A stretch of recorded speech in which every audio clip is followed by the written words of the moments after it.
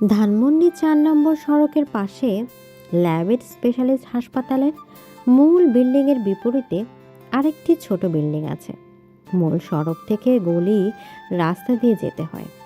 গলি হলেও রাস্তাটা চওড়া, দুটো গাড়ি অনায়াসে যেতে পারে। কিন্তু গোল বাধাই রিক্সা।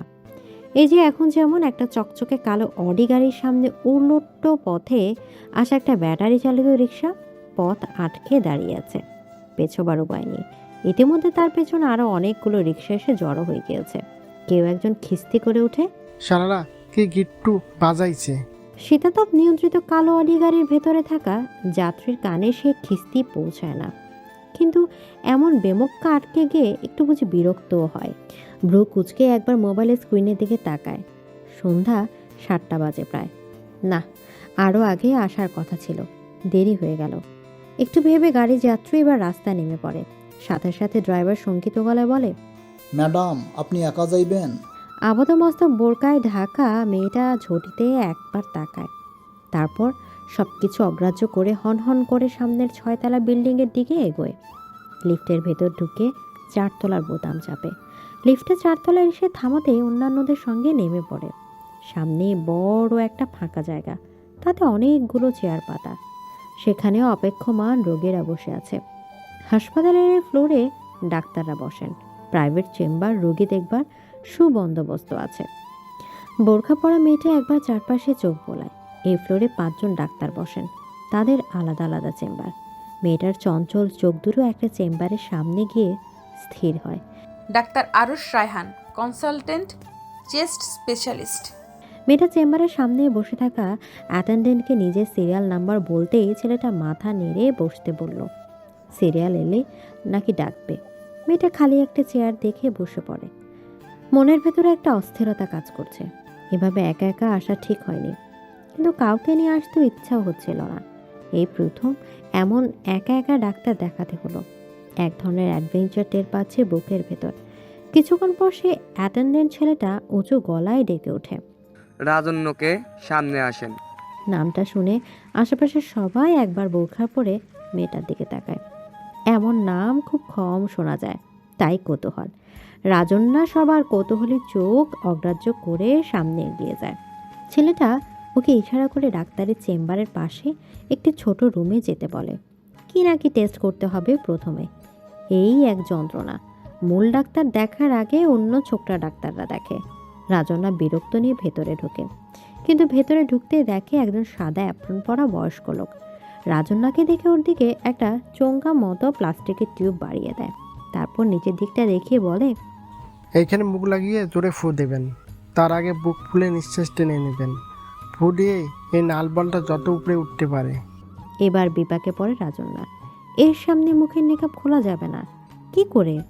গলা খাকারে দিয়ে বলে, আপনি একটু বাইরে যাবেন, আমি নেকআপ খুলবো। লোকটা বিরক্ত হয়। চিকিৎসা করতে এসে এমন করলে তো হবে না। আচ্ছা, আমি পিছনে ঘুরছি, আপনি ঠিক মতো টেস্টটা শেষ করুন। লোকটা এবার ওর দিকে পেছন ফেরে। রাজনা সাবধানে মুখের নেকাব খোলে। একবার নিশ্চিত হয়ে দেখে নেয় বুড়া লোকটা এদিকে তাকিয়ে আছে কিনা।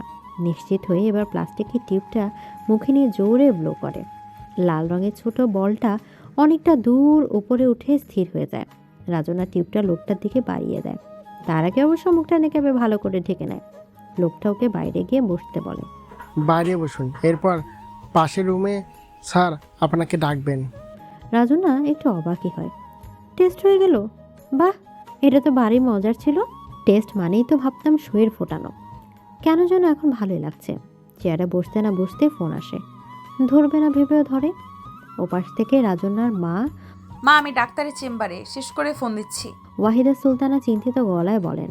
ডাক্তারকে সব খুলে বলিস, আর বের হয়ে আমাকে ফোন দিবি। রাজনা চাপা গলায় আচ্ছা বলে ফোনটা কেটে দেয়। ফোন রাখার সাথে সাথে আশিকের ফোন আসে। ধরতে গিয়েও ধরে না, কেটে যায়। ছোট্ট করে মেসেজ লেখে, at doc chamber, call you later. না, ফোনটা বন্ধ করে রাখতে হবে। কথাটা ভাবতে ফোনটা ফ্লাইট মোডে রেখে দেয় রাজন্যা। আর তখনই ওর ডাক পড়ে। ফোনটায় হাত ব্যাগে ঢুকে চেয়ার ছেড়ে উঠে বসে। সেই অ্যাটেন্ডেন্ট ছেলেটা কাছের দরজা ঠেলে ওকে ভেতরে যেতে ইশারা করে। রাজন্যা ছোট একটা নিঃশ্বাস নিয়ে ভেতরে ঢুকতেই থমকে দাঁড়ায়। মৃদু শব্দে গান বাজছে। গানটা খুব চেনা। একটা কৌতূহল ঝিলিক দিয়ে যায় রাজন্যার চোখে। ছিমছাম গরনের একজন লম্বাটে মুখে বুদ্ধিদীপ্ত একজোড়া চোখ। বয়স কত হবে? 40 পেরিয়েছে হয়তো। ওর দিকে তাকে অমায়িক ভঙ্গিতে হেসে ডাক্তার আরুষ বলে, আপনি রাজন না? খুব সুন্দর নাম তো। বসুন এখানটায় আরাম করে। চেম্বারের ভেতর অনেকখানি জায়গা পরিপাটি করে সাজানো। আকাশে নীল রঙের দুটো এক সিটের সোফা। বাহ, এ ডাক্তারের সব কিছুই দেখি বেশ আলাদা ধরনের। মনে হচ্ছে ও যেন বেড়াতে এসেছে, তাই খানিকক্ষণ গল্প করা। আরুষ নিজের চেয়ার ছেড়ে রাজনার মুখোমুখি সোফায় বসে। তারপর ক্ষমা চাওয়ার গলায় বলে, এভাবে বসতে আপনার আপত্তি নেই তো? রাজন্না মাথা নাড়ে। না, সমস্যা নেই। আরুষ একটু থমকায়। মেয়েটার গলার স্বর ভারী মিষ্টি তো। আরুষ ব্যাখ্যা দেবার ভঙ্গিতে বলে, আসলে আমি চাই রোগীরা যেন ডাক্তারের চেম্বারকে ভয়ের কোনো জায়গা মনে না করে। এই জন্যেই আমি সোফা দুটো রেখেছি, যাতে মনে হয় বাসার ড্রয়িং রুমে কথা বলছি। তাতে করে রোগীদের সংকোচ কাটে। সেজন্য গানটাও ছেড়ে রাখি, যদিও আমার পছন্দের গান। আপনি চাইলে গান বন্ধ রেখে কথা বলতে পারি। রাজনা মিঠিমিঠি হাসে। নেকাবের জন্য বাইরে থেকে সেই হাসিটা বোঝা না গেলেও চোখ দুটোতে সেই হাসি বোঝা যায়। ওর সম্মতি দেওয়ার গলায় বলে, অসুবিধা নেই, এই গানটা আমারও খুব পছন্দ। আরুষ মৃদু হেসে বলে, এই শিল্পীর সব গানই খুব সুন্দর। ভালো না লেগে উপায় নেই। আপনার নামের সাথে ওনার মিল আছে। আচ্ছা, এবার আপনার সমস্যার কথা বলুন। রাজন্না এবার নড়ে চড়ে বসে। তারপর ছোট্ট একটা নিঃশ্বাস নিয়ে বলে, আমার মাঝে মাঝে শ্বাসকষ্ট হয়, তখন ভীষণ কষ্ট হতে থাকে। যদিও এখন পর্যন্ত কোনো ওষুধ খাইনি, একা একাই কমে যায়। ভাবলাম ডাক্তার দেখিয়ে নেই। আমার কি অ্যাজমা হলো? আরুষ হাসে। তারপর বলে, না, আপনার অ্যাজমা হয়নি। আমি আপনার টেস্ট রিপোর্ট দেখেছি। সুস্থ মানুষের চেয়েও আপনার ফুসফুস অনেক সবল। আচ্ছা, আপনি কি কোনো কিছু নিয়ে খুব বেশি দুশ্চিন্তায় থাকেন? মানে আপনার সংসার বা কর্মক্ষেত্রের কোনো কিছু নিয়ে? রাজন্না একটু হাসে। তারপর বলে, তা মানুষের জীবনে দুশ্চিন্তা করবার মতন ঘটনা তো অনবরতই ঘটে। তা থেকে কি মুক্তি আছে? আরুষ ওর কথায় সায় দিয়ে বলে, তা নেই, কিন্তু এক একজন এক একভাবে প্রতিক্রিয়া দেখায়। আপনার যে শ্বাসকষ্টটা হয় সেটা অতিরিক্ত দুশ্চিন্তা থেকে। আমরা এটাকে বলি অ্যাংজাইটি ইনডোসড অ্যাজমা। তাই ভয় পাবার কিছু নেই। মনকে নিয়ন্ত্রণ করুন, দেখবেন সব ঠিকঠাক। রাজনা মুখ ফসকে বলে ফেলে। চাইলে কি মনকে নিয়ন্ত্রণ করা যায়? আরুষ সোফা থেকে উঠছিল। ওর কথা শুনে থমকে দাঁড়ায়। তারপর মজা করার ছলে বলে, করা যায় তো। আমি কিছু ওষুধ লিখে দিচ্ছি, নিয়ম করে খান। দেখবেন শ্বাসকষ্ট তো নিয়ন্ত্রণে থাকবেই, মনও। রাজন্না হাসে। ডাক্তারটা তো বেশ মজার। আরুষ এবার ওর চেয়ারে বসে খসখস করে প্রেসক্রিপশন লেখে। একবার বয়সের ঘরটাতে নজর দেয়। 33 বছর। সে অর্থে কোনো বয়সই না। প্রেসক্রিপশনের ওষুধগুলো ভালো করে বুঝিয়ে দিয়ে বলে, 1 মাস পর আরেকবার আসবেন। আজ যে টেস্টটা করেছেন এটা আবার করে দেখতে হবে। আর মোটেই দুশ্চিন্তা করবেন না। খাবেন, ঘুরবেন, আর মন পছন্দ গান শুনবেন। রাজনা কৌতূহলী গলায় বলে। আপনার বুঝি এই শিল্পীর গান খুব পছন্দ? এদিকে আরুষ উৎসাহের সঙ্গে বলে, ভীষণ পছন্দ। কোনোদিন সরাসরি দেখা হলে জিজ্ঞেস করতাম, এত আবেগ দিয়ে এত সুন্দর গান করেন কি করে। রাজনা চেয়ে থাকে ডাক্তার আরুষের মুখের দিকে। এখন আর লোকটাকে ডাক্তার মনে হচ্ছে না। সারা মুখে একটা মুগ্ধতার ছোঁয়া। কি মনে হতেই রাজনা মুখের নেকাব খুলে ওর সামনে একটু ঝুঁকে দাঁড়ায়। নরম গলায় বলে, আমাকে আপনি যেন কি জিজ্ঞেস করতে চাইলেন? আরুষ বিস্ফোরিত চোখে তাকিয়ে থাকে। এই কাকে দেখছি ও? এই যে দেশ বরেণ্য শিল্পী রাজন্না চৌধুরী। পলিমাটির মতো সুন্দর একটা শ্যামলা মুখ, ভাষা ভাষা চোখ দুটোতে রাজ্যের মায়া। আগেই বোঝা যাচ্ছিল ইনি সে বিখ্যাত শিল্পী। সেজন্যই তো গলাটা এত মিষ্টি লাগছিল। চোখের অবিশ্বাস কাটে না। ঘোর লাগা গলায় বলে, আপনি সত্যি আমার সামনে দাঁড়িয়ে আছেন? এই যে অবিশ্বাস্য। রাজনা মুচকি হাসতে থাকে। ডাক্তার সাহেব কেমন ভ্যাবাচাকা খেয়ে গেছেন। চেম্বারে ঢুকে যখন ও নিজের গাওয়া প্রিয় গানটা শুনছিল তখন মন ভালো হয়ে গিয়েছিল। রাজনা এবার ব্যাখ্যা দেবার ভঙ্গিতে বলে, আসলে মানুষজনের চোখ ফাঁকি দিতেই এমন বোরখা পরে আসতে হয়েছে। দেখা গেল সাংবাদিকরা না বুঝেই একটা নিউজ করে দিল। আপনি কি সুন্দর আমার শ্বাসকষ্টের ব্যাপারটা বুঝিয়ে বললেন। আপনার সাথে কথা বলেই আমি অর্ধেক ভালো হয়ে গিয়েছি, আর পুরো সময় কাকতালীয়ভাবে আমার গানগুলোই বেজেছে। আমি সত্যিই কৃতজ্ঞ। আরুষ নিজের চেয়ার ছেড়ে উঠে আসে, তারপর মুগ্ধ গলায় বলে, আমি কৃতজ্ঞ। আপনার গান আমাকে বাঁচিয়ে রাখে। এত মায়া নিয়ে কি করে গান আপনি? এ কথাটা অনেকেই বলে, ওর গলায় নাকি মায়া খেলা করে। আসলে গানগুলো গাওয়ার সময় মনের ভেতর একটা বোধের সৃষ্টি হয়, সুরগুলো ওকে ছুঁয়ে যায়। রাজনও আমন্ত্রণ জানানোর গলায় বলে, একদিন সময় করে আসুন না আমার স্টুডিওতে, কথা বলবো। আরুষ মাথা নেড়ে বলে, অবশ্যই আসবো। রাজন এবার ব্যাগ থেকে একটা ভিজিটিং কার্ড বের করে বলে, এটা আমার স্টুডিওর ঠিকানা, আর এই নাম্বারটা আমার একান্ত গোপনীয় নাম্বার, কাছের কিছু মানুষের কাছে আছে। আরুষ চমকায়, ভেতর ভেতর একটা ভালো লাগা ছুঁয়ে যায়। একজন প্রিয় শিল্পী তার ব্যবহার এত চমৎকার হতে পারে, ওর ধারণাতেই ছিল না। কৃতজ্ঞ গলায় বললে, আপনি আপনার গানের মতোই সুন্দর সর্ব অর্থে। রাজনা ছোট করে মাথা নেড়ে বলে, আসি, 1 মাস পর আবার নিশ্চয়ই আসবো। রাজনা চলে যায়। পেছনে মন্ত্রমুগ্ধ করে রেখে যায় ডাক্তার আরুষকে। এদিকে আশিক শুভ্র সাদা বিছানার উপর কোনাকুনি হয়ে শুয়ে আছে। পরনে নেভি ব্লু শর্টস, সাদা টি শার্ট, সুঠাম দেহ, গালে কায়দা করে রাখা চিকন কালো দাড়ির রেখা, মাথা ভর্তি কোকড়া চুল। সকাল হয়েছে অনেক আগে, ঘড়ির কাঁটা 10টা পেরিয়ে 11টা ছুঁই ছুঁই। অক্টোবরের সকালটা বেশ মিষ্টি। আশিক ধীরে ধীরে চোখ খোলে, আন্দাজে হাতড়ে হাতড়ে মোবাইলটা হাতে নেয়। মোবাইলের নোটবুক খুলেই দুটো লাইন লাগে। বসন্ত এসেছে বনে, আসেনি এই মনে, মাতাল সুমিরন দেয়নি দোলা, উড়েছে শুধু খড়কুটো আর ধুলা। আচ্ছা, এখন কি বসন্তকাল? হতে পারে, কদিন আগে তো শরৎকাল গেল। সবাই কাশবনের ছবি দিয়ে ফেসবুক ভরে ফেললো। আচ্ছা, লাইন দুটো কেমন হলো?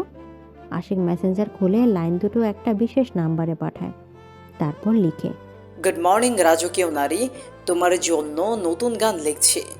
ঘুম ভাঙতে লান দুটো মাথায় এলো, কেমন হয়েছে? রাজনা বিছানায় শুয়ে চোখ বন্ধ করে ভাবছিল উঠবে কিনা। কালো স্কার্টের অনেকটাই উপরে উঠে আছে, পায়ের অনেকটা খানি অনাবৃত, একটা পায়ের উপর পায়েল। মেসেজ আসার শব্দে একটা চোখ খোলে, তারপর এক চোখে আশিকের পাঠানো মেসেজটা দেখে, একটু হাসে। আশিক সবসময় ওর নামের অর্থটা লিখে সম্বোধন করে। পরিচয় প্রথম দিনে ওর রাজন্যার নাম শুনে ভীষণ অবাক হয়েছিল। যখন অর্থটা বলেছিল তখন বলেছিল, আপনি তো আসলে রাজকীয় নারী। আশিক তখন উঠতি মিউজিক ডিরেক্টরদের মধ্যে বেশ ভালো করছিল, আর রাজনা সমবয়সের শিল্পীদের মধ্যে দৌড়ে অনেকখানি এগিয়েছিল। ধীরে ধীরে আশিকের সঙ্গে বন্ধুত্বটা গাঢ় হয়। আর সবচেয়ে বড় ব্যাপারটা হলো, আশিক দুর্দান্ত লিরিক লিখে, আর সুরটাও দেয় দারুণ। তাতে করে খুব সহজে ওদের দুজনের মধ্যে একটা অবিচ্ছেদ্য জুটি গড়ে উঠেছে। রাজন্যা উত্তর দেয়, খুব সুন্দর হয়েছে। তুমি আজ কখন আসবে?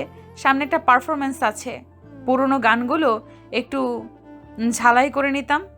আশিক ততক্ষণে বিছানা ছেড়েছে, মোবাইলটা নিয়ে উত্তর লিখে, উত্তরা থেকে ধানমন্ডি আসতে যতক্ষণ লাগে নাস্তা রেডি রেখো। আজ বড় চনমনে লাগছে। রাজন্যা বাসা যাবার কথা মনে হলে কেমন একটা উত্তেজনা বোধ হয়। তার কারণও আছে বইকি। আশিক শীষ দিতে দিতে বাথরুমে ঢোকে। আধা ঘন্টার মধ্যে বাসা থেকে বেরোয়। নিজের ছোট্ট কালো টয়টা প্রিমিয় গাড়িটা নিয়ে বেরিয়ে পড়ে। আজ ছুটির দিন, রাস্তা একদম ফাঁকা। এক্সপ্রেস হাইওয়ে দিয়ে খুব কম সময় ফার্মগেট এসে নামে, তারপর ধানমন্ডি। সব মিলে 40 মিনিট লাগে। ধানমন্ডির 8 নম্বরে যে বাসাটার সামনে এসে আশিকের গাড়িটা দাঁড়ায়, সেটা টপ ফ্লোর দুটো নিয়ে একটা ডুপ্লেক্স, তাতেই রাজনা থাকে। বাসাটার খোঁজ ওই এনে দিয়েছিল। রাজনার ভীষণ পছন্দ হয়েছিল। কলিং বেল বাজতে একটা মাঝবয়সী মহিলা দরজা খুলে দেয়। আশিককে দেখে হাসে। আপা আমাকে বলে রেখেছে টেবিলে নাস্তা দিছি। মহিলার নাম আরতি সাহা। ঠিক গৃহ পরিচারিকা নয়, অনেকটা গভর্নেসের মতো। বেশ পরিপাটি থাকে, বাসার সব কিছু এক হাতে সামলায়। আশিক ভ্রুকুচকে বলে, কিন্তু তোমার ম্যাডাম কোথায়? উপরে? এদিকে আরতি মাথা নাড়ে।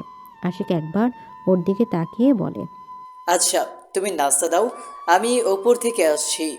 আন্টি বাসায় আছে? আরতি মাথা নাড়ে। না, একটু আগেই বাইরে গেছে, চলে আসবে। ততক্ষণে আশিক সিঁড়ি বেয়ে উপরে উঠে গেছে। আরতি খড় চোখে কিছুক্ষণ তাকিয়ে থাকে, তারপর ছোট্ট একটা নিঃশ্বাস ফেলে কিচেনে চলে যায়। রাজনা মাত্র গোসল সেরে বের হয়েছে, মাথায় একটা টাওয়াল পেঁচানো। ঠিক এই সময় জট করে দরজা খুলে যায়। রাজনা চাপা চিৎকার করতে গিয়েও নিজেকে সামলে নেয়। কপট রাগের গলায় বলে, তুমি? ইস, কি ভয়টাই না পেয়েছি। আশিক হা হা করে হাসে। তারপর কাছে এসে একটা হাত ধরে টান দিয়ে ওকে কাছে টেনে নেয়। আমাকে এত ভয় কেন সুন্দরী? রাজন্যা হাত ছাড়িয়ে নেবার চেষ্টা করে কিন্তু পারে না। আশিক ততক্ষণে ওর গলায় ঘাড় মুখ ঘষা শুরু করেছে। রাজন্যা অস্বস্তি নিয়ে বলে, ইস, কি শুরু করলে, ছাড়ো। এদিকে আশিক ততক্ষণে বেপারা হয়ে গেছে। গালেও তপ্ত নিঃশ্বাসে শোয়া পাচ্ছে। পাগলের মতো চুমু খেতে থাকে। বলে, তুমি এত সুন্দর কেন? আদর করবো এখনই। রাজনা বাধা দিতে গিয়েও পারে না। আশিক যেন বুনো সার, বুকে মুখ ঘষছে আর বিড়বিড় করে কী সব বলছে। রাজনা ধীরে ধীরে নিজেকে সঁপে দেয়। চোখ বন্ধ করে ওর বুনো আদরটুকু নিতে থাকে। বিয়ের প্রথম প্রথম শাহেদা এমন করে আদর করত, কত কত ভালোবাসার কথা বলতো। একটা সময় শরীর পুরনো হলো। শাহেদ ততদিনে নতুন শরীর খুঁজে পেয়েছে। একদিন হাতে নাতে ধরাও পড়ে, কিন্তু কোনো অনুতাপ ছিল না শাহেদের। সেদিন ভীষণ অপমানিত হয়েছিল রাজন্যা। নিজেকে পরাজিত মনে হয়েছিল।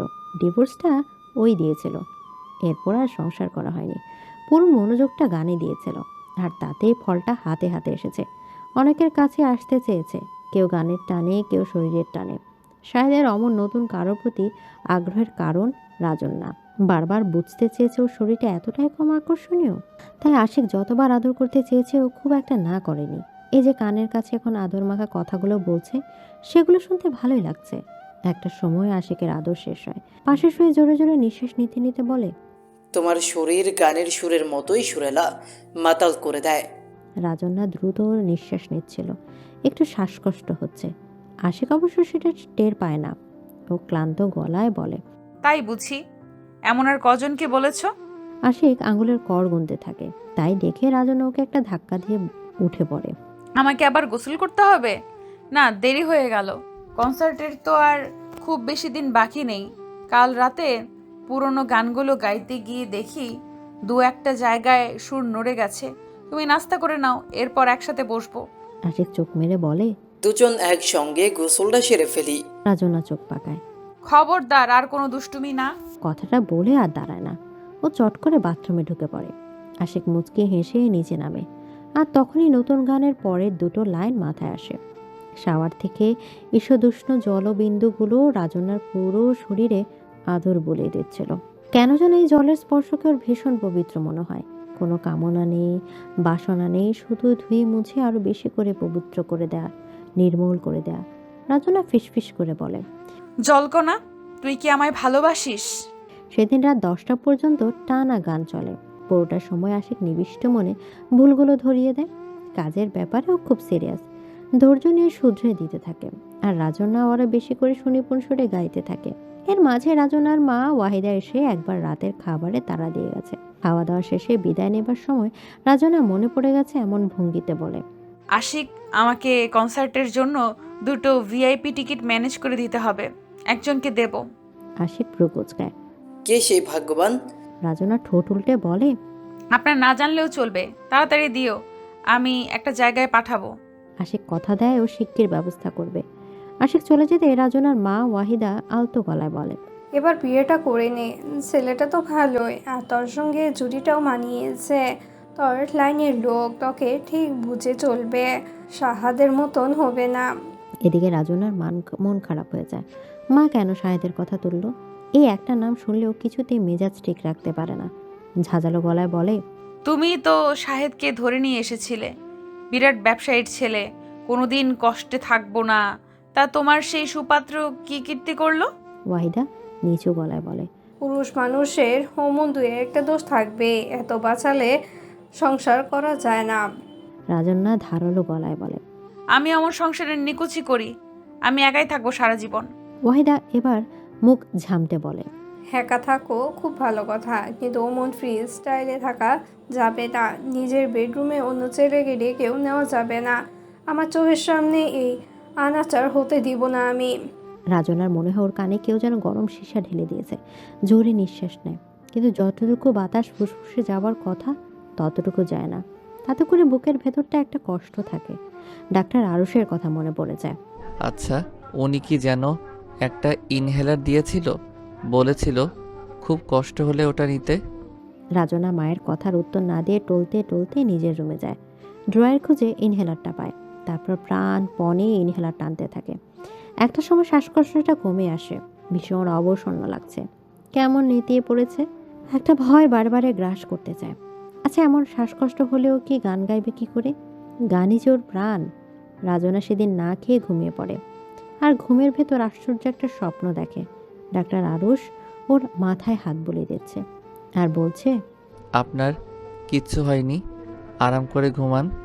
আমি আপনার বুকের ভেতরটা পরিশুদ্ধ বাতাস দিয়ে ভরে দেব, আর কখনোই শ্বাসকষ্ট হবে না। নভেম্বরের সন্ধ্যাবেলা বাতাসে হালকা শীতের ছোঁয়া। রাস্তায় ঘরমুখে মানুষের ভিড়। সবাই বাড়ি ফেরার জন্য যেন অস্থির।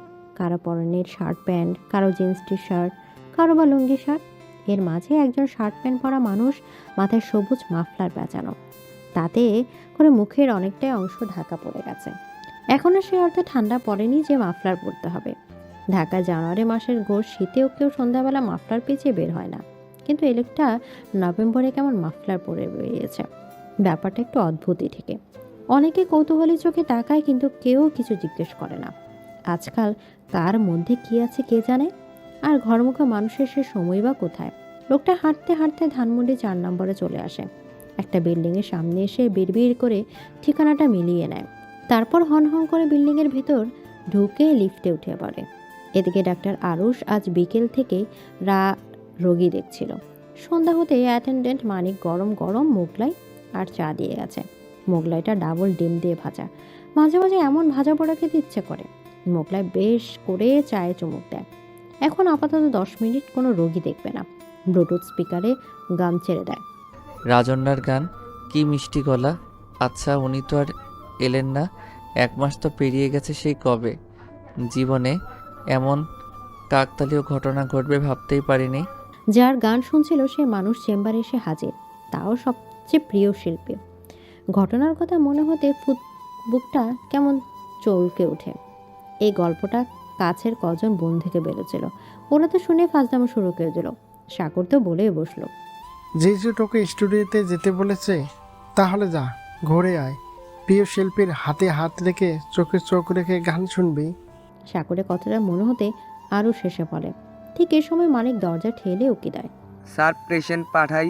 আরও হাসিটা গিলে ফেলে, গম্ভীর মুখে বলে, আচ্ছা, পাঠাও একে একে। একটু পরে একটা মাঝবয়সী লোক ভেতরে ঢোকে।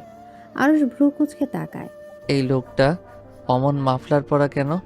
এখনও তো এত শীত পড়েনি। লোকটা সালাম দিয়ে সামনে চেয়ারে আসে। আরুষ একবার পেশেন্ট প্রোফাইলে চোখ বোলায়, তারপর জিজ্ঞাসা গলায় বলে, আপনার নাম? মফিজুল ইসলাম। লোকটা মাথা নাড়ে। হ স্যার, কয়দিন ধরে খুব শ্বাসকষ্ট। আরুষ চেয়ার ছেড়ে উঠে তারপর বলে, এই সোফায় আরাম করে বসুন। আপনার খুব বেশি সমস্যা নেই, কিছু ওষুধ খেলেই ভালো হয়ে যাবেন। আসুন, এখানটায় আরাম করে বসুন। মফিজুল সোফার দিকে তাকে একটু ইতস্তত করে তারপর সংকোচ নিয়ে বসে। এই ডাক্তার তো দেখি খুব অমায়িক মানুষ। আরুষ এবার ওর দিকে তাকিয়ে বলে, আপনার কি খুব বেশি ঠান্ডা লাগছে? অমন মাফলার জড়িয়ে রেখেছেন। মফিজুল আমতা আমতা করে বলে, একটু সমস্যা আছে স্যার, খারাপ মানুষ তো, তাই চেহারা ঢাইকা রাখি। বিপদে না পড়লে বাইরে হই না।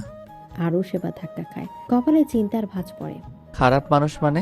মফিজুল এবার মাফলার খোলে। আরুষ একটু চমকায়। বাম গালে গভীর একটা লম্বা ক্ষত, মুখে নিষ্ঠুরতার ছাপ।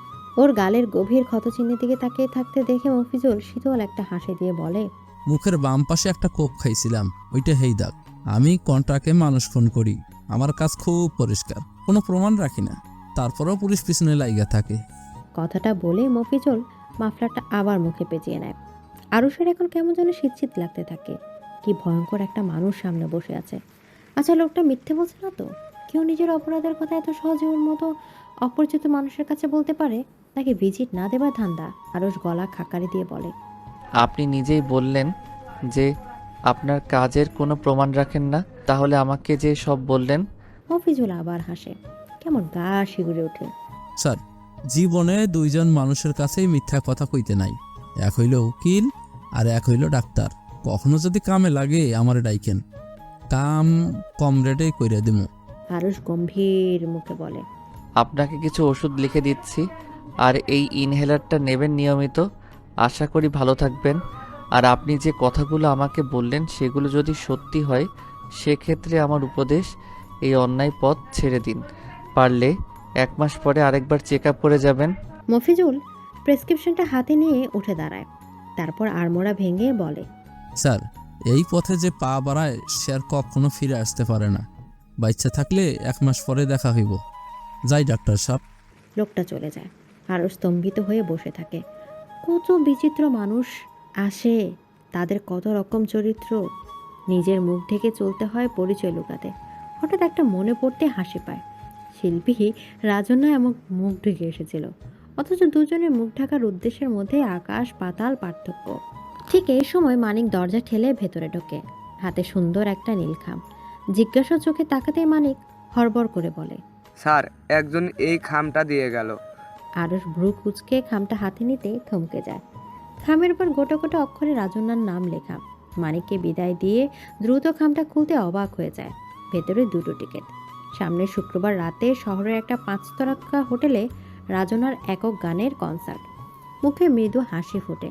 তারপর মোবাইল খুলে রাজনার নম্বর খুঁজে বের করে লিখে, থ্যাংক ইউ। আপনার গান সামনে বসে শুনতে পাবো। সত্যি আমি ভাগ্যবান। কিন্তু টিকিট 2টো কেন? একটাই তো যথেষ্ট ছিল। মেসেজটা পাঠানোর 2 মিনিটের মাথায় উত্তর আসে, ভাবিকে নিয়ে আসবেন, খুব খুশি হব। আরুষ একটা দীর্ঘশ্বাস ফেলে। এই জন্য এই মানুষের সঙ্গে মিশতে চায় না। যে কথাগুলো কারোর সঙ্গে শেয়ার করতে চায় না সেগুলো বলতে চায় একটা সময়। আরুষ ফিরতি মেসেজে লিখে, আপনি যাকে দিয়ে টিকিট পাঠিয়েছিলেন তাকে কষ্ট করে পাঠিয়ে দিবেন। আমার একটা টিকিট হলেই চলবে। অনেক ধন্যবাদ। মেসেজটা পাঠিয়ে আরুষ এবার পরের রোগীকে পাঠাতে বলে। কেন যেন হঠাৎ করে মন খারাপ হয়ে গেছে। অযথায় রোগীর সাথে অহিষ্ণ আচরণ করে। এদিকে রাজন্যা আরুষের মেসেজ পেয়ে ভ্রু কুঁচকে তাকিয়ে থাকে।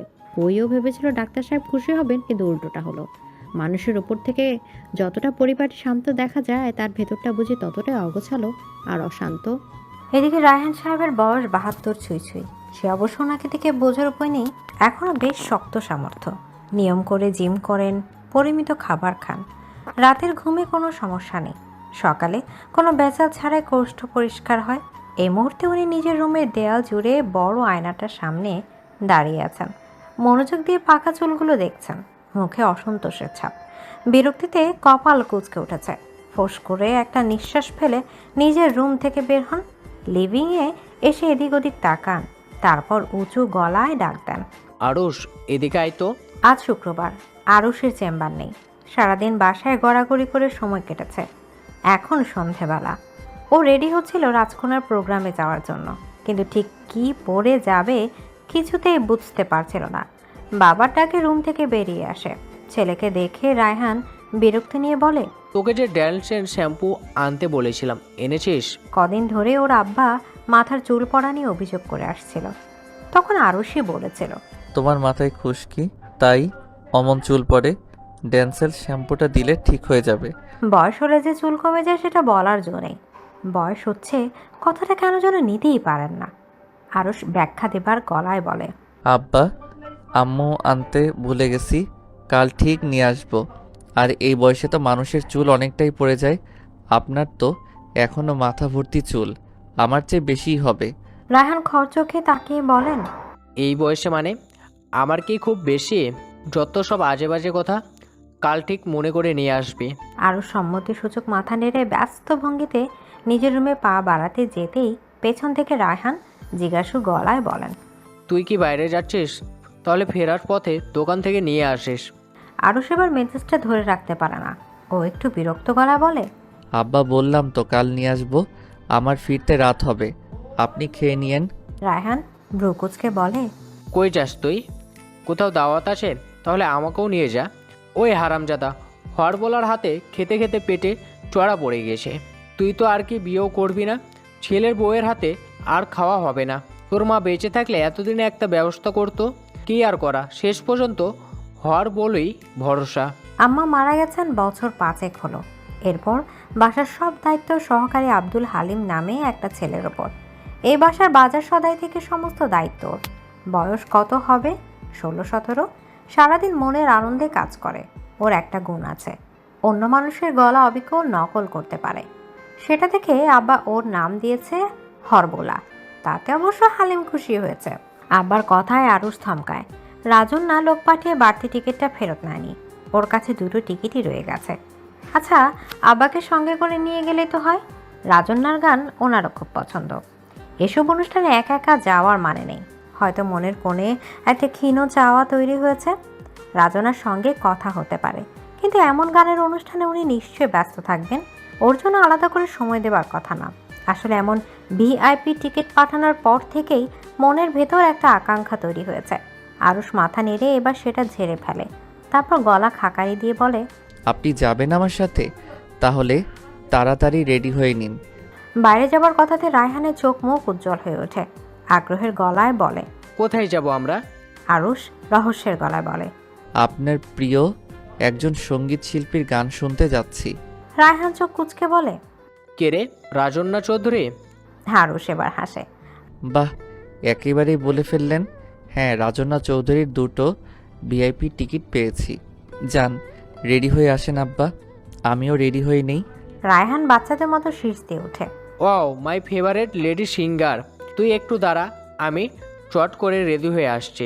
রায়হান আর দাঁড়ান না, হুড়মুড় করে নিজের রুমে ঢুকে যান। আর তাই দেখে আরুষ মুচকি মুচকি হাসতে থাকে। আধা ঘন্টা পর রায়হান যখন রুম থেকে বের হয়, আরুষ অবাক হয়ে বাবার দিকে তাকিয়ে থাকে। তারপর ভ্রু কুচকে বলে, আপনি এমন রংচঙের শার্ট জিন্স পরেছেন কেন? রায়হান মুখ শুরু করে বলে, গান শুনতে যাচ্ছি, নাকি কোনো অফিসে মিটিংয়ে যাচ্ছি? তুই বা অমন গাধার মতো ফুল হাতা শার্ট ফর্মাল প্যান্ট পরে যাচ্ছিস কেন? আরুষ হতাশ হয়ে মাথা নাড়ে, তারপর হাল ছেড়ে দেবার গলায় বলে, আচ্ছা, আপনি ঠিক আছেন? চলেন এবার, দেরি হয়ে গেল। ঢাকা ইন্টারকন্টিনেন্টাল হোটেলের গ্র্যান্ড বলরুম আজ বর্ণিল সাজে সজ্জিত। শহরের নামি দামি মানুষ তাদের চকচকে পোশাক আর গায়ে সুন্দর পারফিউমের গ্রানে চারপাশ মাতোয়ারা। আরুষের নিজের কাছে কেমন বোকা বোকা লাগে। ওর চেয়ে বাবার পোশাকটা যেন ঠিক আছে। রায়হান ভারিক্কি গলায় বলে, আমাদের বসবার জায়গা কোথায়? আরুষ একজনকে টিকিটটা দেখাতেই সসম্মানে একদম সামনের দিকটা দুটো সোফা দেখিয়ে দেয়। এবার আরুষ ভীষণ সংকুচিত বোধ করতে থাকে। রাজন্যা ওকে এত বেশি খাতির না করলেও পারত। এটা কি নিছকই ডাক্তার দেখানোর কৃতজ্ঞতা, নাকি অন্য কিছু? ও ঠিক ঠাউর করতে পারে না। ইতিমধ্যে পুরো হলরুম ভরে উঠেছে। সামনে উঁচু মঞ্চে বাদ্যযন্ত্রগুলো সাজানো। টেকনিশিয়ানরা বারবার সাউন্ড কোয়ালিটি চেক করে নিচ্ছে। মাঝে মাঝে ড্রামের ছন্দময় ডিকি ডিকি ডিক ডিক ডিক আওয়াজ তুলছে, তাতে হৃদয় কেমন একটা নাচন ধরে। কিছুক্ষণ পর হঠাৎ করে বলরুমের সব আলো নিভে গিয়ে শুধুমাত্র মঞ্চে একটা মায়াবী আলো ফেলা হয়। আর তার মধ্যে একজন উপস্থাপক নাটকীয় ভঙ্গিতে বলে ওঠে, উপস্থাপক, ladies and gentleman, are you ready for the big show? Please welcome our one and only Rajanya. তীব্র করতালিতে পুরো বলরুম ভরে ওঠে। রাজন্যা মঞ্চে প্রবেশ করে, সাথে সাথে সবগুলো বাতি জ্বলে ওঠে। আরুষের বুকের ভেতর যেন হাজার লাল নীল বাতি জ্বলে ওঠে। রাজন্যা আজ আগুন লাল একটা শাড়ি পরেছে, সাথে মানানসই হাতাকাটা ব্লাউজ। ও যখন হাত তুলে সবার উদ্দেশ্যে হাত নাড়ে, পুরো হলরুম উচ্ছ্বাসিত হয়ে ওঠে। একবার সামনে সারিতে বসা মানুষজনের দিকে তাকায়, কাউকে বুঝি খুঁজে। ঠিক তখনই আরুষের সঙ্গে চোখাচোখি হয়। একটা মৃদু হাসি খেলে যায় ঠোঁটে। বাদ্যযন্ত্রগুলো অদ্ভুত সুরের মাদকতায় বেজে ওঠে। রাজন্যা আজ চটুল একটা গান ধরে, চাঁদের বাড়ি যাব, গাড়ি আসো বন্ধু তাড়াতাড়ি। আরুষ একটা ধাক্কা খায়। এমন গান তো আগে শোনেনি, নাকি কনসার্টে এই ধরনের চটুল গানই গাইতে হয়? আর চোখে দেখা বাবা গানের তালে তালে মাথা দুলাচ্ছে। না, বাবা এখনো মনের দিক থেকে ওর চেয়ে অনেক তরুণ। আরুষ অবশ্য গান শুনছিল না, ও রাজন্যাকে দেখছিল। গানের সাথে সাথে আবেদনময়ী হাসি ছুড়ে দিচ্ছিল দর্শকদের উদ্দেশ্যে। তাতে করে গানটা আরও বেশি জমে উঠেছিল। একটা জিনিস খেয়াল করে আরুষ একটু থমকায়, তারপর চোখ কুঁচকে ভালো করে ব্যাপারটা খেয়াল করে। রাজন্যার খুব অল্পতে দম ফুরিয়ে আসছে, শ্বাসকষ্ট হচ্ছে। এরপর যতগুলো গানই গায় আরুষ আর ঠিকঠাক উপভোগ করতে পারে না। যদিও প্রতিটি গান শেষে শ্রোতারা করতালি দিয়ে মুখর করে তুলেছে, কিন্তু ও যেন ঠিক স্বস্তি পাচ্ছে না। বারবার ওর মুখের দিকে তাকিয়ে নিঃশ্বাস নেওয়াটা খেয়াল করছিল। একটা সময় গানের আসর শেষ হয়, সবাই তৃপ্তি নিয়ে বাড়ির পথ ধরে। তাদের কারো মুখে আজকের গাওয়া গানের কলিগুলো গুনগুন করে শোনা যেতে থাকে। রায়হান বা সাহেব বেশ সুখী সুখী গলায় বলে, বাহ, এতদিনে তুই একটা কাজের মতো কাজ করলি। এমন কাছে বসে গান শোনার মজাটাই আলাদা। আচ্ছা, তুই এমন ভিআইপি টিকিট পেলি কোথায়? আরও যেন একটু বিব্রত বোধ করে। কথা ঘোরানোর জন্য বলে, টিকিট কোথায় পেলাম সেটা গুরুত্বপূর্ণ না, চলেন এখান থেকে 4টে খেয়ে নেই। রায়হান চোখ কপালে তোলে। সে কি, এই 5 স্টার হোটেলে খাবো? না থাক, চল বাইরে কোনো ভালো রেস্টুরেন্টে খেয়ে নেবো, এরা গলা কাটাবে। আরুষ উত্তর দিতে যাবে এমন সময় মোবাইলে একটা মেসেজ আসে। লবিতে একটু অপেক্ষা করবেন প্লিজ, রাজন না। আরুষের বুক চলকে ওঠে। আজকের এই অনুষ্ঠানে এসে গান শোনার পেছনে রাজনার পাঠানো টিকিটের একটা ভূমিকা আছে, কিন্তু সেসব ছাপিয়ে মনের কোণে একটা সুপ্ত ইচ্ছেও বুঝেছিল রাজনার সাথে দেখা হওয়া, কথা বলা। রাজনার মেসেজটা মনের সেই ইচ্ছাটাকেই বুঝি টেনে বাইরে বার করে আনলো। মনের ভিতর একটা ভালো লাগা টের পায়। আরুষ এবার বাবাকে উদ্দেশ্য করে বলে, আব্বা, একটু লবিতে বসতে হবে, একজনের সঙ্গে একটু কথা আছে, উনি না আসা পর্যন্ত একটু কিছু খেতে পারো। রায়হান কপাল কুঁচকে বলে, এরা গলা কাটবে, এখানে আবার কে আসবে তোর সঙ্গে দেখা করতে? গান শেষ, খেয়ে দিয়ে বাড়ি চলে যাব। আরুষ একটু বিপাকে পড়ে। ও সরাসরি উত্তর না দিয়ে বলে, ওই কোণে 2টো চেয়ার আছে, আপনি বসেন, আমি দেখি কি স্ন্যাক্স পাওয়া যায় এখানে।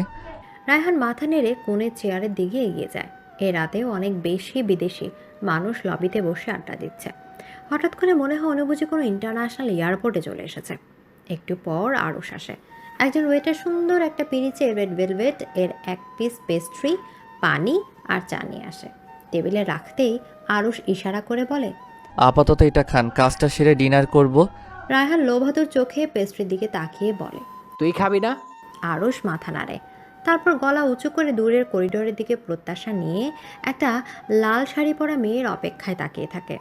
রাজন্না আজকের অনুষ্ঠানের আয়োজকদের সঙ্গে কথা বলছিল। সবাই ভূয়সী প্রশংসা করছিল ওর, আর আশিক পাশে দাঁড়িয়ে মিটিমিটি হাসছিল। রাজন্না অবশ্য বিনত গলায় বলছিল, পুরোটা আমার কৃতিত্ব না, এই যে উনি আমার গানের কথা, সুর সব করে দেন, ওনার জন্যই আমি এত ভালো গাই।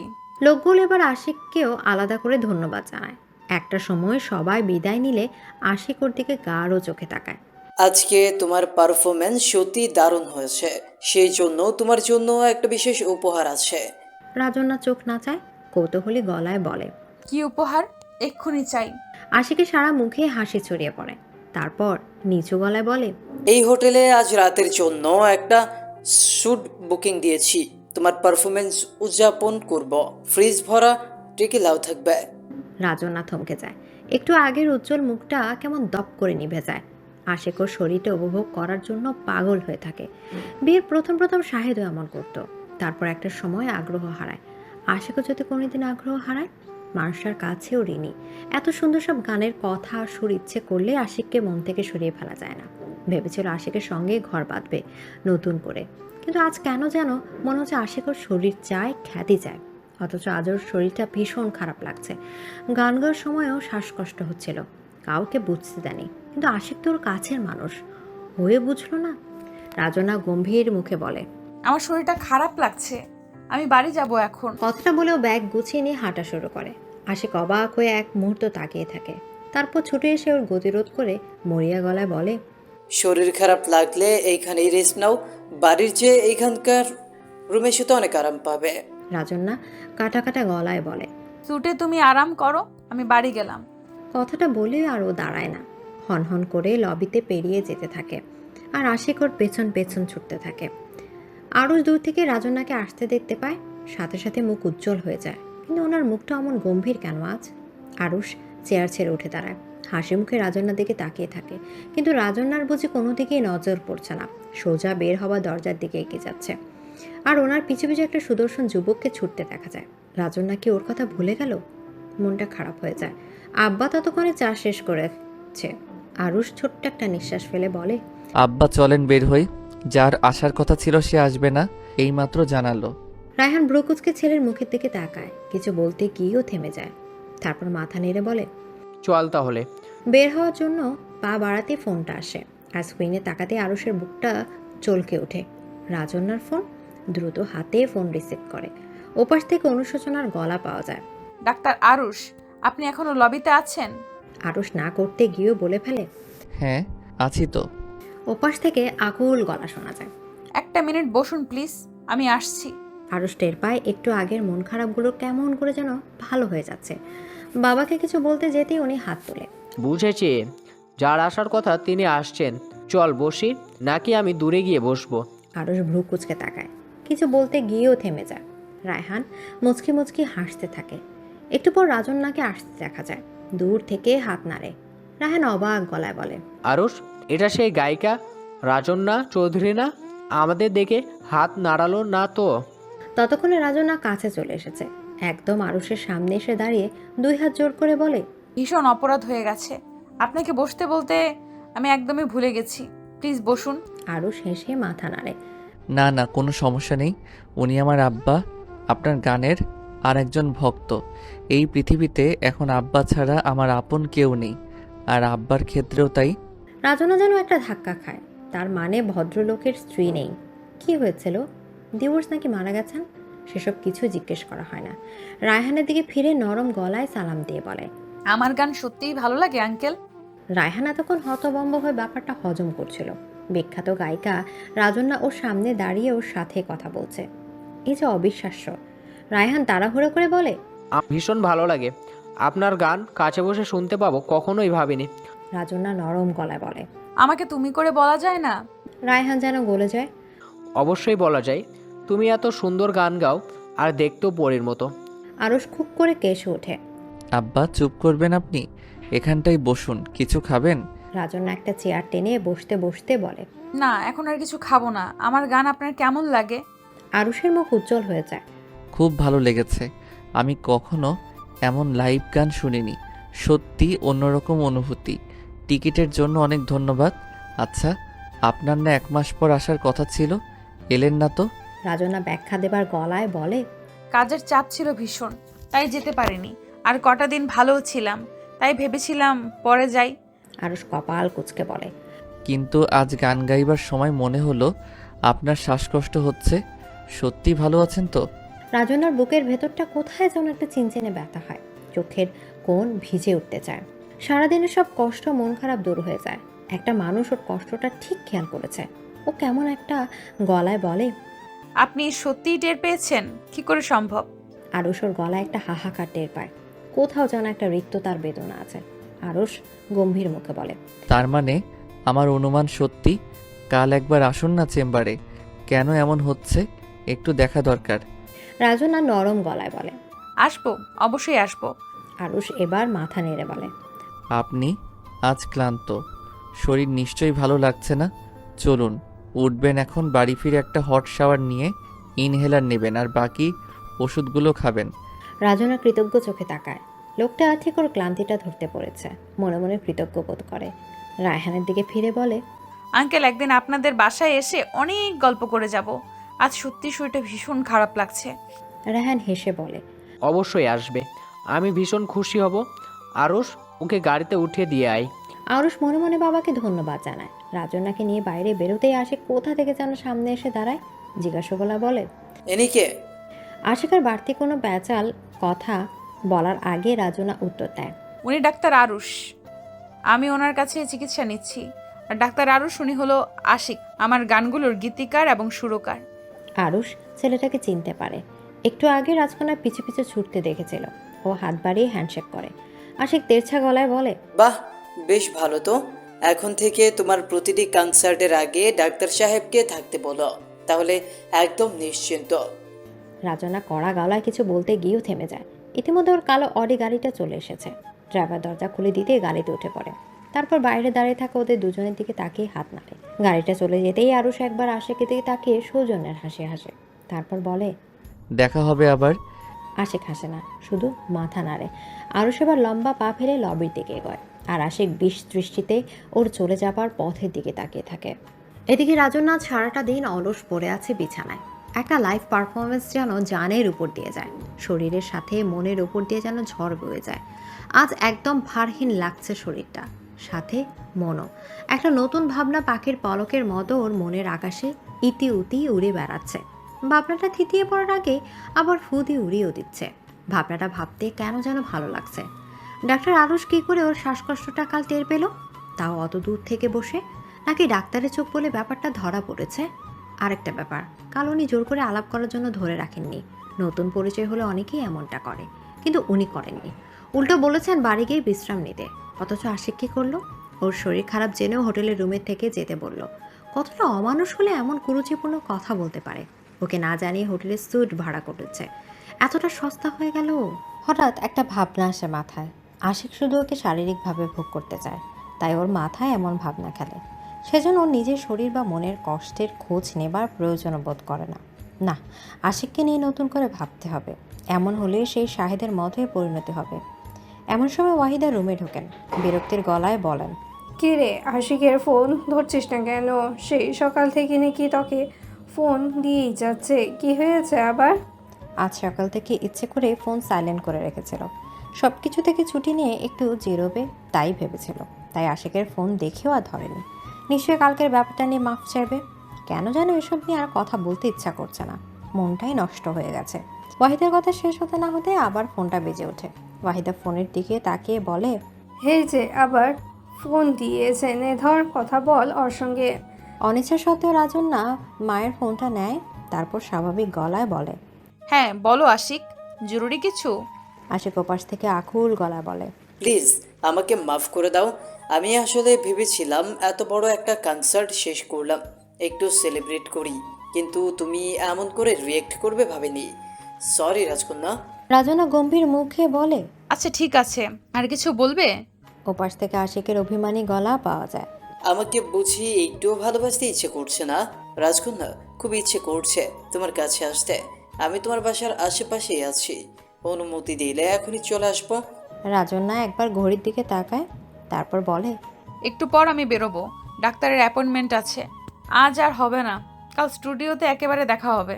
আশিক থমকে যায়, তারপর জিজ্ঞাসু গলায় বলে, কাল যার সঙ্গে কথা হলো সেই ডাক্তার, তাই না? কি মধু পেয়েছে ওই ডাক্তারের মধ্যে? রাজনার হুট করে রাগ উঠে যায়, তীব্র গলায় বলে, খবরদার উল্টাপাল্টা কথা বলবে না। তোমার মন নোংরা, তাই সারাক্ষণ মাথায় এসব বাজে বাজে চিন্তা ঘুরে। সবাইকে নিজের মতো ভাবো কেন? কথাটা বলেই ফোন রেখে দেয়। তারপর মায়ের দিকে ফিরে আগুন গলায় বলে, আশিকের ফোন ধরবে না, আর আমাকেও দেবে না। ওয়াহিদা ভ্রু কুচকান। ছেলেটাকে শুধু শুধু অমন করে কথা শোনালি কেন? যাকে বিয়ে করবি তার সঙ্গে এসব কথা বলার মানে কি? রাজন্যা ঠান্ডা গলায় বলে, ওকে বিয়ে করব সেটা তোমাকে কে বললো? তুমি একটু যাও তো মা, আমি রেডি হব, ডাক্তারের কাছে যেতে হবে। কাল গান গাইবার সময় শ্বাসকষ্ট হচ্ছিল। এবার ওয়াহিদার চোখে মুখে চিন্তার ছাপ পড়ে। উদ্বিগ্ন গলায় বলে, কি বলছিস? কারাতে এসে কিছু তো বললি না। আচ্ছা আমিও যাবো তোর সাথে। রাজন্যা এবার নরম গলায় বলে, আমি একাই পারবো মা, তুমি শুধু তোমার বোরকাটা ধার দাও। ওর কথায় ওয়াহিদা হেসে ফেলে, তারপর বলে, তা না হয় দিলাম, কিন্তু সেবার ডাক্তার দেখিয়ে এসে বললি না যে তোর কিছু হয়নি, তাহলে কাল অমন হলো কেন? রাজন্যা একটু ভেবে বলে, ডাক্তার সাহেব বলেছিলেন অতিরিক্ত দুশ্চিন্তার জন্য আমার নাকি এমন হয়। তা কনসার্টের আগে আমার দুশ্চিন্তা একটু বেশিই হয়, সেই জন্যই হয়তো হয়েছে। তাও একবার দেখিয়ে আসি। ওয়াহিদা এবার স্বস্তির নিঃশ্বাস ফেলেন। নিজের রুমে গিয়ে সেদিন এসে বোরখা এনে দেন। রাজন্যা দরজা লাগিয়ে দিয়ে রেডি হতে থাকে। টের পায় মনের কোনো একটা ভালো লাগার সুবাতাস বইতে শুরু করেছে। এদিকে আরুষ উসখুস করে চেম্বারে দেয়ালে টাঙানো ঘড়ির দিকে তাকায়। 8টা বেজে গেছে, এখনও রাজন্যা এলো না। একবার ভেবেছিল ফোন দেবে, কিন্তু কেমন যেন একটা সংকোচ হলো মনের ভেতর। এদিকে আজ রোগীর ভিড়ও কম। সাধারণত 9টা সাড়ে 9টা বেজে যায় রোগীর ভিড় শেষ হতে, সে তুলনায় আজ রোগী প্রায় শেষ। অ্যাটেন্ডেন্ট মানিক জানালো আর একজন রোগী আছে। এবার ইতস্তত করে বলেও ছিল সে রাজন্যার নামে কেউ এলে সরাসরি চেম্বারে যেন পাঠিয়ে দেয়, কিন্তু এখন পর্যন্ত রাজন্যার খবর নেই। কালকের মতো আবার ভুলে গেল, নাকি 9টা পর্যন্ত অপেক্ষা করবে? আরুষ শেষ পর্যন্ত সিদ্ধান্ত নেয় আর আধা ঘন্টা অপেক্ষা করে দেখবে। সে সময়টুকু না হয় আরাম করে রাজন্যার গান শোনা যাক। ঠিক কতটা সময় পার হয়েছে বলতে পারবে না, এমন সময় মানিকের গলা খাকারি শোনা যায়। স্যার সেই রাগটা আসছে, পাঠাই দিমু? আরুষ চমকায়, মনের ভেতরের খুশি খুশি ভাবটা লুকায়, তারপর গম্ভীর মুখে বলে, FEV টেস্টটা করে তারপর পাঠাও। আরুষ এবার চেয়ার ছেড়ে উঠে একবার মাথার চুলে আঙুল চালায়। কেমন যেন অযথা বুকটা ধুকপুক করছে। মনে মনে নিজেকে শাসায়। রাজন্যা নিছকই একজন রোগী, ওনাকে নিয়ে অন্য কিছু ভাবার সুযোগ নেই।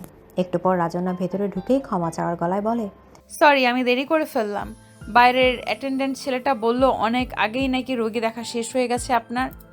রাজন্যা বোরখার নেকাব খুলে ফেলেছে ততক্ষণে, মুখে একটা মিষ্টি হাসি। আরুষ মুগ্ধ হয়ে তাকিয়ে বলে, না না, সমস্যা নেই, তাও তো এসেছেন। ভাবলাম কালকের মতো না আবার ভুল মেরে বসে আছেন। রাজনা লজ্জা পায়, এক হাত দিয়ে কানে ধরে দুষ্টুমির গলায় বলে, আর এমন হবে না ডাক্তারবাবু, ক্ষমা চাই। আরুষ হেসে বলে, আন্তরিক গলায় বলে, প্লিজ বসুন।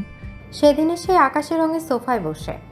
আরুষ ততক্ষণে রিপোর্ট দেখে ফেলেছে, সন্তুষ্ট গলায় বলে, সব ঠিকঠাক আছে, কিন্তু কাল অমন হলো কেন? কনসার্ট নিয়ে বুঝি খুব বেশি দুশ্চিন্তা করছিলেন? আপনি এত বড় শিল্পী, অনুষ্ঠানের আগে আপনারও এমন নার্ভাসনেস কাজ করে? রাজনা ফিক করে হেসে ফেলে, মুক্তোর মতো চকচকে দাঁতগুলো যেন ঝিলিক দিয়ে ওঠে। আকাশের আরুষের চোখে চোখ রেখে বলে, দিন শেষে আমিও তো একজন মানুষ, আমারও অন্য মানুষের মতো মন খারাপ হয়, ভয় কাজ করে, কিন্তু সবাই আমাকে সবসময় নিখুঁত দেখতেই ভালোবাসে।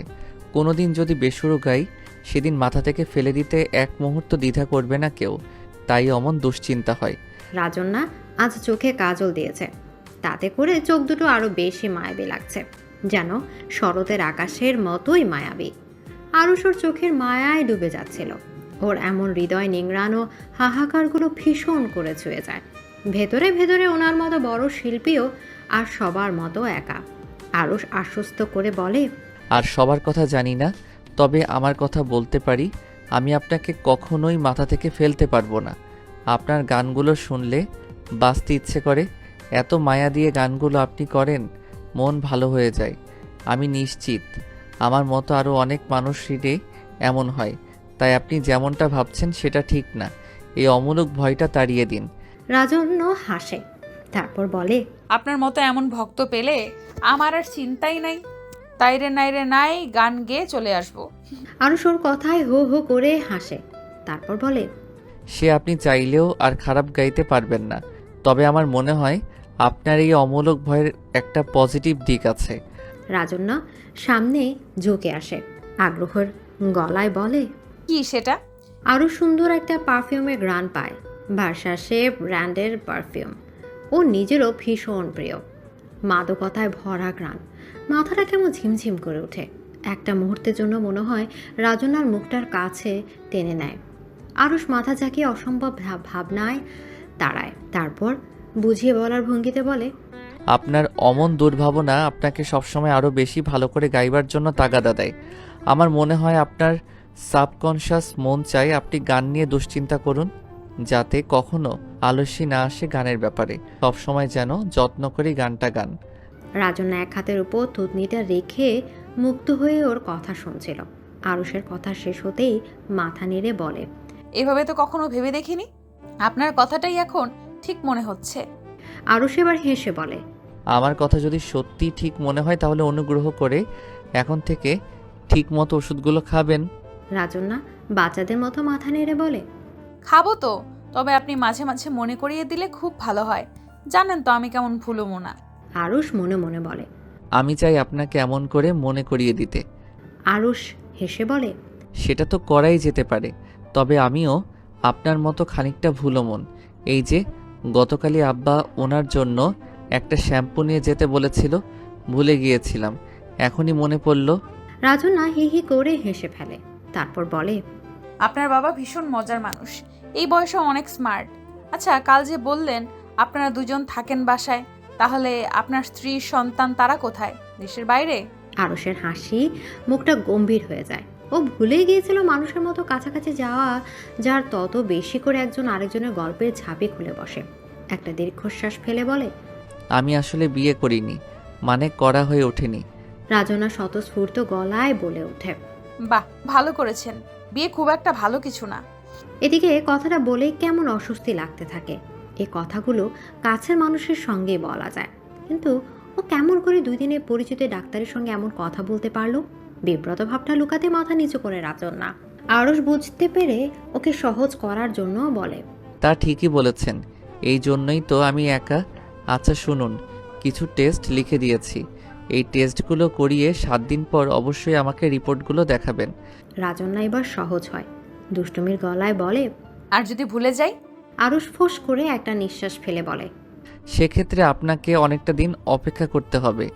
আমি আগামী মাসের 7 তারিখ আমস্টারডাম যাচ্ছি একটা ছোট্ট সায়েন্টিফিক সেমিনার অ্যাটেন্ড করতে, তাই চাচ্ছিলাম দেশ ছেড়ে যাবার আগে আপনার রিপোর্টটা ভালো করে দেখে যাই।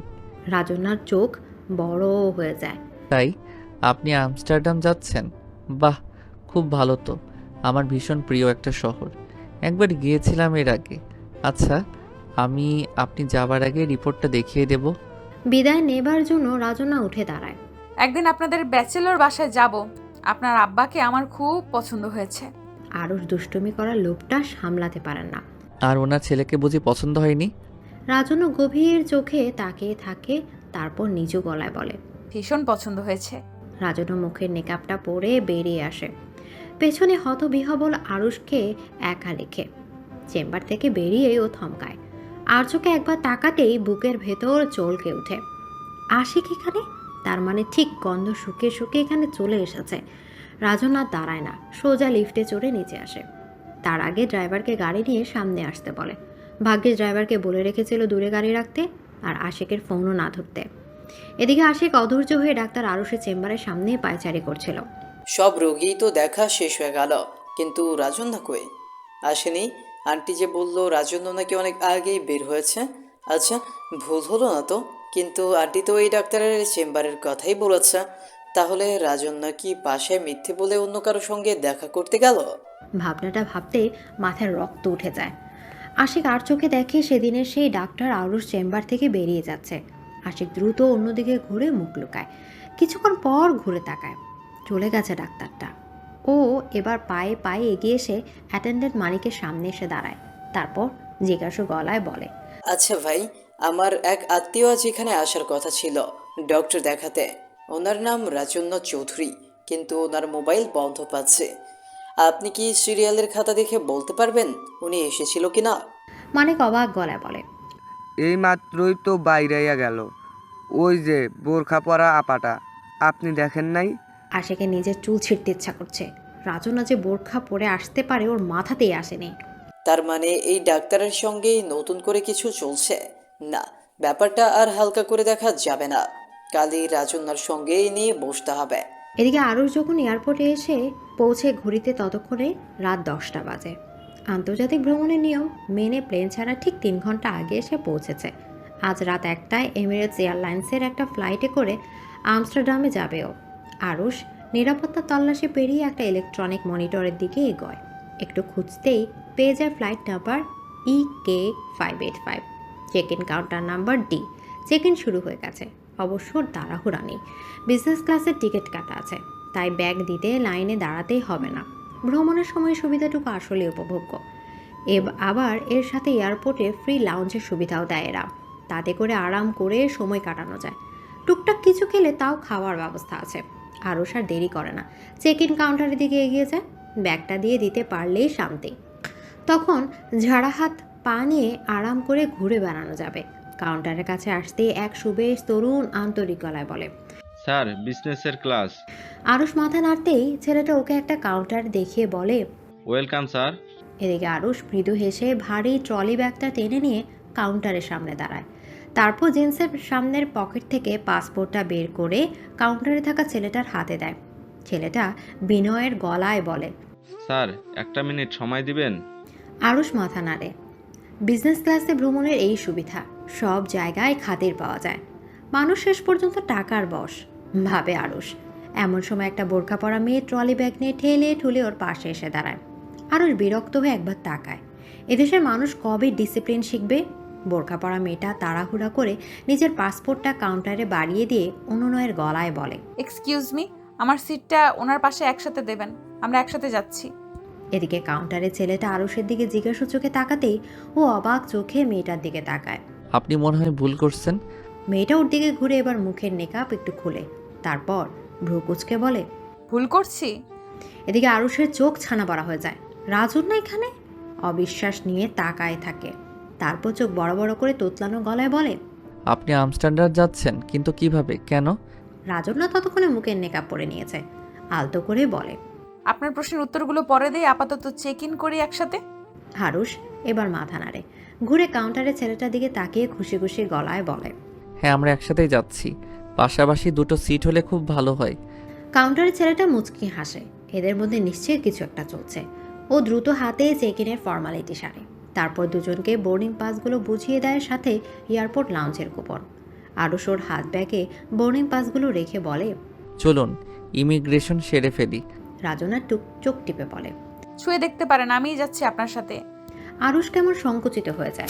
ও ভেবে পায় না এটা কি করে সম্ভব। ইমিগ্রেশন লাইনে রাজনা প্রথমে এগোয়। ইমিগ্রেশন অফিসার কি যেন বলে। রাজনার মুখে নেকাব একটু খুলে হাসে। অফিসারের বিস্মিত মুখ দূর থেকে দেখতে পায় আরুষ। খুব দ্রুতই ওর ইমিগ্রেশন হয়ে যায়। অফিসারটা একটা সাদা কাগজ বাড়িয়ে দিতে রাজনা তাতে কি যেন লিখে দেয়। নিশ্চয়ই অটোগ্রাফ। আরুষ হাসে। এমনটাই তো হবার কথা। এত বিখ্যাত একজন শিল্পী, রাজনা ওর সাথে যাচ্ছে কেন? এজন্যই বুঝি সেদিন বারবার ও কোন ফ্লাইটে যাচ্ছে জানতে চাচ্ছিল। আর আজকে ওর বেরোবার আগে দুবার ফোন দিয়েছিল কখন বেরোবে। তার মানে পুরোটাই প্ল্যান করে আসা। রাজনার মতো এমন খ্যাতিমান শিল্পী ওর পিছু কেন নেবে? যদিও ভীষণ ভালো লাগছে, কিন্তু সেই সাথে ভয়ও হচ্ছে। জীবনে অযাচিতভাবে কিছু পেতে নেই, তাতে কষ্ট পেতে হয়। রাজনার হয়তো একটা মুহূর্তের খেয়াল, যেটা ওর জন্য নতুন করে ক্ষতির কারণ হয়ে দাঁড়াবে। কথাবার্তা ভাবতেই মুখটা গম্ভীর হয়ে যায়। ইমিগ্রেশন শেষ করেও বাবাকে ফোন দেয়।